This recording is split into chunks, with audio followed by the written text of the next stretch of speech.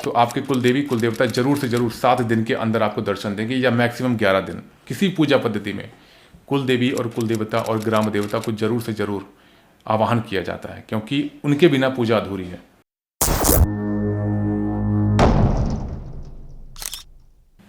जय श्री राम, जय हनुमान। तो आज हम बात करेंगे कुल देवी कुल देवता की, कि कुल देवी और कुल देवता को हम कैसे पता करें कि कौन है। क्योंकि जिनको पता है वो अच्छे से जानते हैं कि कैसे उनकी पूजा करनी है, किस तिथि में उनकी पूजा होती है और उनका क्या इंपॉर्टेंस है, क्योंकि उनके पूर्वजों ने वो चीज़ कैरी फॉरवर्ड की है आने वाली पीढ़ियों को, जिसकी वजह से सबको पता रहता है। अब बात आती है अगर कुल देवी या कुल देवता के बारे में नहीं पता, तो जो आपकी पूजा आराधना या चीज़ें होती हैं घर में काफ़ी उथल पुथल रहती है। कई जगह देखने को मिलता है उनके बच्चे जो होते हैं, या तो बच्चे होते नहीं हैं, बच्चे रत्न की प्राप्ति नहीं होती, और होती भी है तो कुछ ना कुछ प्रॉब्लम उनमें रहती है। सो बहुत सी चीज़ें होती हैं जो कि कुल देवी या कुल देवता के रुष्ट होने की वजह से होता है। घर में हमेशा क्लेश बना रहता है, कुछ ना कुछ चीज़ें लगी रहती है, अपॉर्चुनिटी आते आते रुक जाती है। अगर आप उनमें से कि आपको लगता है कि हाँ कुल देवी कुल देवता मुझे नहीं पता है, और ये चीज़ें आपके घर में होती हैं कि कहीं पुत्र रत्न की प्राप्ति नहीं है, पुत्रियाँ बहुत हो रही हैं, या पितृ दोष बताए जा रहे हैं कि आपको पितृदोष है, घर में अशांति बनी रह रही है, जो तरक्की जिस तरह होनी चाहिए, जिस तरह मेहनत होती है, वो चीज़ें आपको नहीं मिल पा रही, तो इसमें एक रीज़न कुल देवी या कुल देवता का रुष्ट होना भी होता है। जैसे कि हम सभी जानते हैं कि हम ईश्वर की पूजा करते हैं, तो अगर हमारे कुल देवी कुल देवता को हमें पता चल जाए, तो उसी आराधना में क्या अगर हम उनका नाम जोड़ेंगे, तो ऐसा नहीं कि उनके लिए अलग से भोग या अलग से सब कुछ करना पड़ता है आपको। कुल देवी या कुल देवता ऐसे देवता या देवी मानी जाती है जिसको आपके पूर्वजों ने, हो सकता है 500, 600, 700, 800 साल, या जब से आपके बाबा या उनके पीछे जितनी पीढ़ियाँ हैं, वो उस देवता को पूजते हुए आ रहे हैं, उसको कहते हैं कुल देवता। आप जस्ट सोचिए कि आपके पिताजी, उनके पिताजी, उनके पिताजी, या ये पीढ़ियाँ कब से उन एक देवता की पूजा करती आ रही है, उन एक देवता को भोग लगाती आ रही है। अगर हम उन देवता या देवी को भूल जाएंगे, कि आपके जो पितृ थे वो इस चीज़ से भी रुष्ट होते हैं कि आपने जो अपने कुल की देवी या कुल के देवता थे उनको आप भूल, उनकी पूजा अर्चना आप नहीं करते हैं। सो इट्स वेरी इंपॉर्टेंट, ये चीज़ें आपको समझनी चाहिए। सो आइए जानते हैं, क्योंकि चीज़ें सारी मैंने एक्सप्लेन की थी लास्ट वीडियो में कि कुल देवी कुल देवता क्या होते हैं, उनका क्या रोल होता है। सो सिंपल सा मेथड मैं आपको बताऊंगा जो कि बहुत ही ईजी है। इसमें आपको क्या लेना है, सवा मुट्ठी अक्षत लेना है। अक्षत और चावल का एक बहुत सिंपल सा फंडा है कि अक्षत जो होता है, उस चावल खड़े होते हैं, पूरे कहीं से टूटे नहीं होते, खंडित नहीं होते, उसको अक्षत कहते हैं।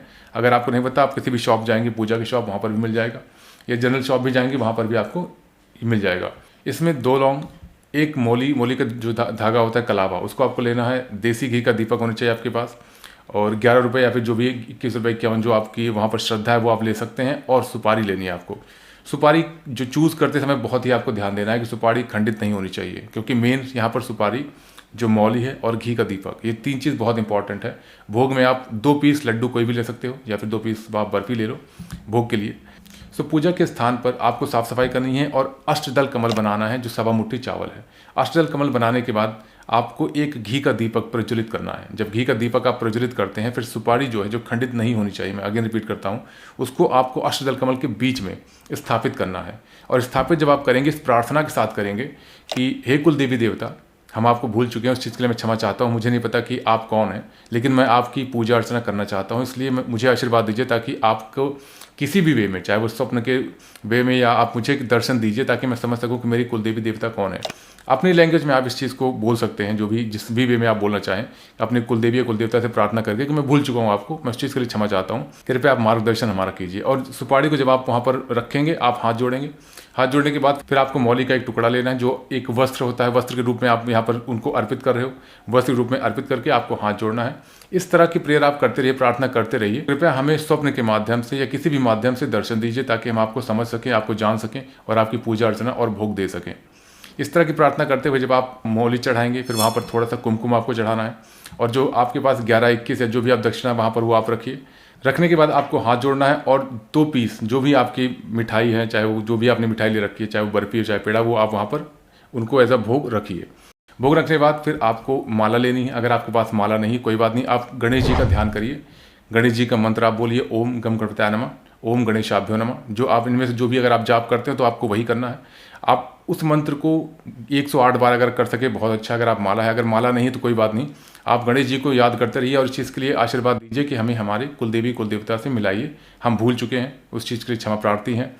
फिर जब आपकी गणेश जी की जो एक माला कंप्लीट होने के बाद आपको ओम नमः शिवाय की एक माला करनी है। गणेश जी इसलिए क्योंकि वो आराध्य हैं, पूजा का जब भी हम विधान स्टार्ट करते हैं तो गणेश जी से ही किया जाता है, जो कि सफल मानी जाती है।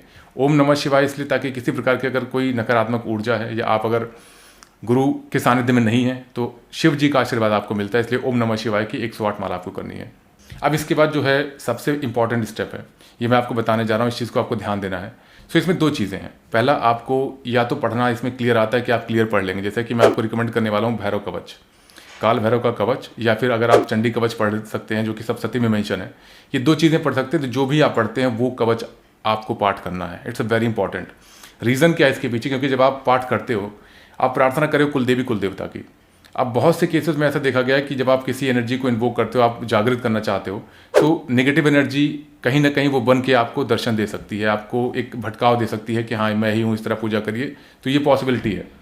सो इसलिए सेफ साइड के लिए सबसे अच्छा होता है कि आप किसी एक देवी देवता का कवच करिए। और काल भैरव का कवच बहुत ही ज़्यादा माना जाता है, चाहे तांत्रिक हो चाहे कोई उस चीज़ का कवच का पाठ करते हैं, बहुत छोटा होता है, वो आप कर सकते हो। दोनों अगर आप नहीं कर सकते तो आपको केवल हाथ जोड़ के प्रार्थना करिए कि जो भी आपके देवी देवता हैं, गणेश जी या फिर काल भैरव या फिर माँ चंडी या माँ दुर्गा की बात कर रहा हूँ मैं, सो उनसे आप हाथ जोड़ कर निवेदन करिए कि मैं अपने कुलदेवी कुलदेवता को नहीं जानता, उनकी दर्शन के लिए मैं ये पूजा को संपन्न करना चाहता हूँ, तो कृपया करके आप अपना संरक्षण मुझे दें। कोई भी तरीके की नकारात्मक ऊर्जा हो ना मेरे स्वप्न में, ना मेरे ऑरा में, और ना इस घर के किसी भी आवामंडल में प्रवेश कर सके। इस घर को चारों तरफ से बंधित कर दीजिए, नकारात्मक ऊर्जा प्रवेश न कर सके।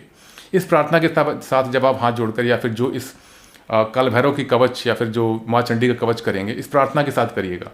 और जब आपका कवच खत्म होगा, इसका मतलब आप खुद संरक्षण में आ जाएंगी और आपका घर भी संरक्षण में आएगा। कहीं ना कहीं आपको नकारात्मक ऊर्जा उसके बाद टच नहीं करेगी। जो भी जितने दिन का आपको विधान में बताऊंगा, अगर आप डेली करेंगे तो ये विधान 11 दिन का होता है। 11 दिन तक नॉर्मल पूजा चलती है। पहले दिन ही होती है जो कि मेन जो प्रोसेस या पद्धति है वो आपको चलानी होती है। सो जैसे ही आप गणेश जी की ओम गम गणपतये नमः, ओम गणेशाभ्यो नमः की एक माला करेंगे, ओम नमः शिवाय की एक माला करेंगे, उसके बाद आपको एक माला, अगर आपको कुलदेवी का नहीं पता है, कुलदेवता का नहीं पता है, तो यहाँ पर आपको ओम कुलदेवताभ्यो नमः, कुलदेवता के लिए ओम कुलदेवीभ्यो नमः, ये आपको दोनों माला एक एक करनी पड़ेगी। अगर आप कुलदेवता को जानते हो, कुलदेवी को नहीं जानते, तो ओम कुलदेवीभ्यो नमः। तो ये दोनों अगर नहीं जानते तो आप दोनों एक एक माला करेंगे। अगर आप एक को जानते तो कोई एक माला, जो भी नहीं कुलदेवी हो गया कुलदेवता, उसकी माला आपको करनी पड़ेगी। अब इसमें जो बाकी विधान है, आपका एक दिन ये हो जाएगा। आप प्रार्थना करिए, फिर उसके बाद जो भी आपकी पूजा पद्धति होती है, जो भी आपके इष्टों से भी प्रार्थना इस चीज़ को करिए कि हमें मार्गदर्शन कीजिए, हमारी सहायता कीजिए, ताकि कुलदेवी कुलदेवता हमें दर्शन दे सकें और किसी भी प्रकार की नकारात्मक ऊर्जा हो हमारे घर से, हमारे ऑरा से या हमारे परिवारजनों से दूर रखिए। ये प्रार्थना आपको करनी है। अब एक दिन का विधान जब हो जाता है, आप पूजा पद्धति अपनी करिए जैसे आप अपने इष्ट की करते हो, जो भी नॉर्मल पूजा आप करते हो। आरती करिए। आरती करने के बाद नेक्स्ट डे फिर आपको कुछ नहीं करना, केवल आपको गणेश जी और शिव जी की और उसके बाद कुलदेवी या कुलदेवताभ्यो नमः, जो मैंने आपको मंत्र बताया, इसका जाप करना है। प्रार्थना करनी है दोबारा से। जो सुपारी आपने वहाँ स्थापित की है उसको एक बार टच करके स्नान कर कर ही टच करें। आप उसको स्नान करके जब टच करेंगे, प्रार्थना के साथ करिए कि हे कुलदेवी, हे कुलदेवता, हमें स्वप्न के माध्यम से दर्शन दीजिए, ताकि हम समझ सकें कि हमारी कुलदेवी कुलदेवता कौन है। यहाँ पर मैं आपको बताना चाहूँगा कि स्वप्न के माध्यम से ही आपको दर्शन मिलेंगे, क्योंकि मैक्सिमम केसेस में 90% देखा गया है कि स्वप्न के माध्यम से ही दर्शन मिलते हैं। अब आपको हर दिन जब भी आप सोते हो, इस प्रार्थना के साथ ही आपको सोना है। और जब आप उठते हो सुबह, तो अपने स्वप्न को अगर आपने देखा है तो उस स्वप्न को आप एक कागज़ में लिखिए। किसी को आपको नहीं दिखाना, केवल वो आपके लिए है। उस कागज़ में जो भी आपका स्वप्न है उसे आप लिखिए। ये आपको 6 दिन 7 दिन 8 दिन के अंदर अंदर ही दर्शन आपको जरूर से जरूर मिलेंगे। या तो उनके वाहन का दर्शन मिलेगा, या तो आपको चौकी दिख सकती है, माता की चौकी हुई, या अगर काल भैरव हैं या बाबा जी हैं, या फिर आपके पूर्वज ही आपको उस चीज़ के लिए बताएंगे दर्शन देके। तो कई चीज़ें हैं, क्योंकि बहुत सारे केसेस में जो मैंने बताया है, देखा है कि उनके पूर्वज उनको दिखाते हैं मंदिर, उनके मंदिर दिखाते हैं कि ये मंदिर है, वहाँ लेके टहलाते हैं, और वो उनके कुलदेवी देवता होते हैं। सो बहुत इंपॉर्टेंट है। और ये मेरा अभी एक्सपीरियंस शेयर हुआ था, किसी ने बताया था, तो इट्स वेरी इंपॉर्टेंट। ओके, जब ऐसा लगता है कि हाँ किसी के पूर्वज ने दर्शन दिए, इस चीज़ को बताया, तो गूज़बम्स आते हैं, क्योंकि ये बहुत पावरफुल चीज़ होती है। सनातन धर्म में जो नहीं मानते उनकी मैं बात नहीं करता, उनको कन्विंस भी नहीं करना चाहता, बट जो चीज़ जानते हैं, जो सनातन धर्म को समझते हैं, जानते हैं कि ये चीज़ें एग्जिस्ट करती हैं, बिना ईश्वर के कुछ नहीं है, और ये सभी मानते हैं, तो आप ट्रस्ट करके ही इस पद्धति को करिएगा, क्योंकि आपका जो भरोसा है वो कहीं ना कहीं आपके पूर्वज या आपके कुलदेवी देवता तक पहुँचेगा। वो लोग इस पद्धति को ना करें जो केवल कुलदेवी कुलदेवता को चाहते हैं कि हाँ आके पूजा उनकी कर लें बस। इस भावना से बिल्कुल मत करिएगा। आप में भावना होनी चाहिए कि हाँ कुलदेवी कुलदेवता मेरे आए, मैं उनकी सेवा करूँ, उनको भोग लगाऊँ। सो ये बहुत इंपॉर्टेंट है। अब अगर हम बात करें तो इसकी शुरुआत कब करनी है, आप किसी भी मंडे या ट्यूसडे से कर सकते हो। जो बेस्ट डे अगर मैं बताऊँ तो एक शुक्ल पक्ष की अष्टमी मानी जाती है। अगर आपको नहीं पता है तो शुक्ल पक्ष की जो अष्टमी होती है वो बहुत इंपॉर्टेंट, बहुत शुभ दिन होता है इस तरह की पूजा पद्धति करने के लिए। सो अगर आप ये कर सकते हैं बहुत ही अच्छा है। तो आपके कुल देवी कुल देवता जरूर से जरूर 7 दिन के अंदर आपको दर्शन देंगे, या मैक्सिमम 11 दिन।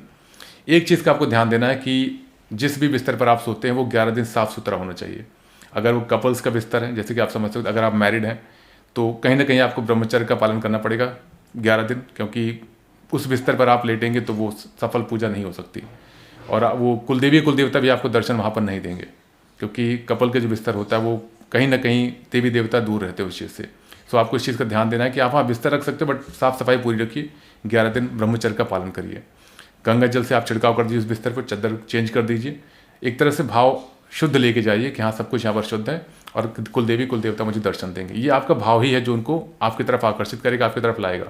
आप में से बहुत लोग ये चीज़ें समझते हैं कि हम ईष्ट की पूजा करते हैं, हनुमान जी की करते हैं, शिव जी की करते हैं, श्री कृष्ण की करते हैं। तो आप में से जो ब्राह्मण है उस चीज़ को समझते हैं और जानते हैं कि जो पूजा पद्धति चाहे विवाह में हो, चाहे कथा में की जाती है, या फिर अगर आप किसी नवग्रह की शांति के लिए करते हैं, सो किसी पूजा पद्धति में कुल देवी और कुल देवता और ग्राम देवता को जरूर से जरूर आवाहन किया जाता है, क्योंकि उनके बिना पूजा अधूरी है।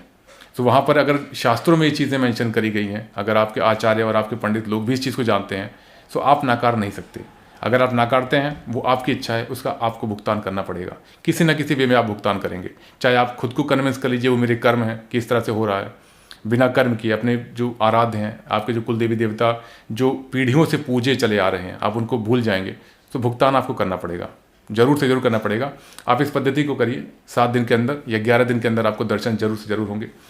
एक पेपर में ब्लैंक पेपर आप रखिएगा, ब्लैक से मत लिखिएगा, ब्लू पेन से लिखना है या रेड पेन से आप रिकमेंड कर रहा हूँ लिखने के लिए। जो भी आपका एक्सपीरियंस हो 1-2 लाइन में आप मेंशन करिए। 7 दिन या 11 दिन तक उसको आप लिखिए, जरूर से जरूर आपको देवता दर्शन देंगे।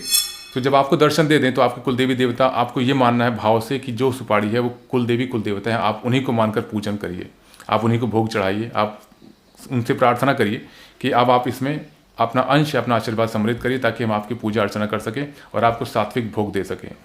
यहाँ पर एक चीज़ और ऐड करना चाहूँगा कि पहले के टाइम पे बहुत सारे कुलदेवी कुल देवता थे जहाँ पर वो तामसिक भोग लेते थे। सो आप प्रार्थना में जरूर मेंशन करिएगा कि हम सात्विक हैं और आपको सात्विक भोग ही देंगे, कृपया करके अपना अंश विराजमान कीजिए, अपना आशीर्वाद बनाइए। ये बहुत इंपॉर्टेंट है। अगर आप तामसिक भी हैं, मांस मदिरा या इस तरह का भोग करते हैं, सो तब भी मैं कहूँगा सात्विक ही यहाँ पर मेंशन करिएगा, क्योंकि तामसिक भोग आप दे नहीं पाएंगे और वो चीज़ें नेगेटिव आपके लिए हो जाएंगी। सो आप उनसे प्रार्थना जरूर करिएगा कि सात्विक हम हैं, सात्विक भोग ही आपको दे पाएंगे। That's all. ये बहुत ही इंपॉर्टेंट है, बहुत पावरफुल है। इतनी एक्सप्लेनेशन मैंने आपको इसलिए दी कि किसी प्रकार की कोई गलती ना हो। अगर इसके बावजूद भी आपको कुछ समझ नहीं आता, आप मुझे कमेंट करिएगा, मैं कोशिश करूँगा कि जल्दी से जल्दी रिप्लाई कर सकूँ, क्योंकि बहुत सारी कमेंट्स हैं जिसका मैं रिप्लाई नहीं कर पा रहा हूँ। इसीलिए अभी मेंबरशिप का भी मैंने लॉन्च किया है, इसलिए नहीं कि उसमें कुछ अमाउंट मुझे रिसीव होगा, बट इसलिए कि बहुत सारे लोग थे जिनको बहुत अर्जेंट होता है और उनके कमेंट्स बहुत पीछे रह जाते हैं। सो इसलिए जिसका बहुत अर्जेंट चीज़ें हैं, आप वहाँ पर मेंबरशिप लेके आप रिप्लाई करेंगे तो उसका नोटिफिकेशन मेरे पास आ जाता है, जल्दी से जल्दी मैं रिप्लाई कर देता हूँ। हालांकि अगर आप देखेंगे मेरे हर वीडियो में ईच कमेंट पर मेरे रिस्पॉन्स होते हैं, लेकिन किसी एक के लिए 100-150 कमेंट्स पर रिस्पॉन्स करना per day, it's a very difficult, right. और मैं ऐसा नहीं चाहता किसी को हायर कर लूँ कि आप रिप्लाई करते रहो, रेंडम रिप्लाई करो।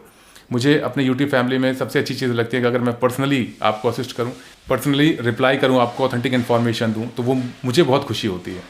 सो दैट्स वाई मैंने मेंबरशिप लॉन्च करी है। अगर आप चाहें तो वहाँ पर ज्वाइन हो सकते हैं, नहीं भी चाहते तो मैं पूरी कोशिश करूँगा कि रिस्पॉन्स आपको मिले। जय हनुमान, जय श्री राम।